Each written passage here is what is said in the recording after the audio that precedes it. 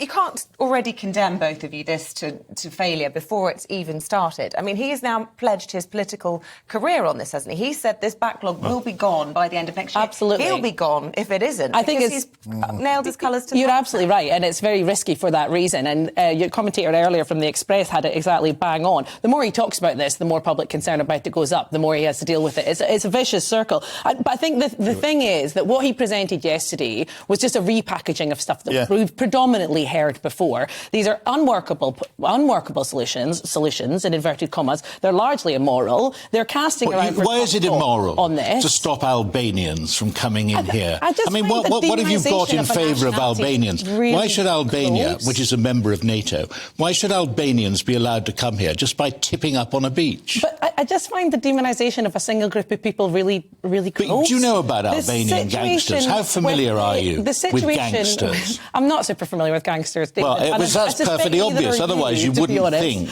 that it was actually a good thing if Albanian gangsters came here. 12,000 of them last year. I think we know that the situation predates this increase this year in Albanians crossing the Channel. We've got a long-running problem with our asylum system. It's absolutely creaking after decades of underfunding by this government. Oh, rubbish. Yes, there has been I think we actually agree on that, David, that the asylum system we don't. Asylum. I'm going to step in here if I could. You notice I'm staying very silent, which is unusual for me. I know. Mainly because I agree with both of what you're saying. I want to come to one of the proposed solutions, which comes to your story here. And we mentioned in the previous section, there's been an outcry about one of the solutions, because £6 million a day on hotels, where we currently stand, is simply going down terribly in the red wall that will decide the next election. So they're coming up with this new solution, the Pontins Revolt, sticking migrants in disused holiday villages. This is front of the eye this morning. And this has gone down really badly, and I wonder why. Yeah, I mean, I think it's right that people are concerned about how much money we spend housing people. I think we also have to recognise that the way we've been housing them has been pretty substandard. We know that. But why should we house them Recently. properly? They turn up on our beaches. Under asylum law, they have no right to be here. The asylum law says that if you leave a country which is hostile to you and then you arrive in a safe country, the safe country should give you shelter. These people will have travelled through a dozen safe countries in order to come here. With you on that, but they are now here. They have to sleep somewhere. Look at the temperatures outside. The cost of the hotels is astronomical. Is this not a logical alternative whilst that backlog is being cleared up? I think the solution is exactly that, right? We need to massively speed up the processing of claims because otherwise we are going to have to house people, and we have to house people in a way that is like safe and decent. I do think that Britain has a reputation of being a kind of decent country. That is one of the reasons why people are so keen to try and build lives here.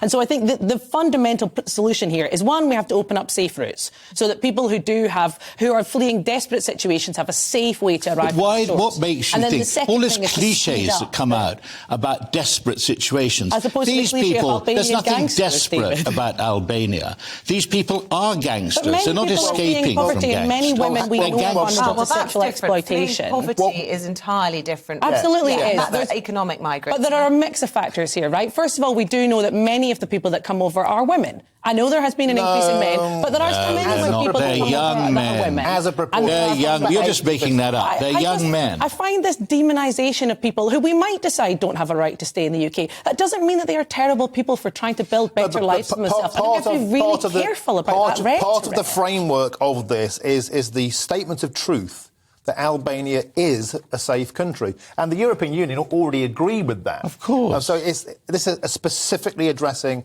not the issue you're talking about refugees fleeing war zones, specifically Albania, which is already a safe country. I think we have to recognise that although there has been an increase in Albanians, who many are fleeing quite... When you say there's been an increase, you say that glibly. There's been an increase. 3 years ago, 50.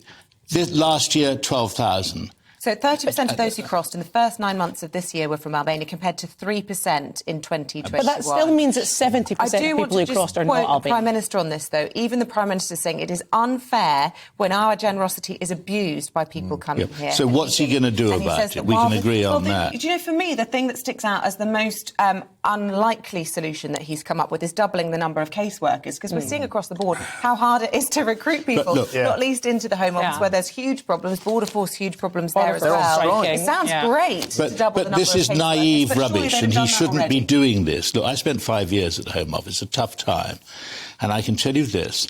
Once you allow them to fall into the lap of the social services, lawyers and the rest of it, you've lost.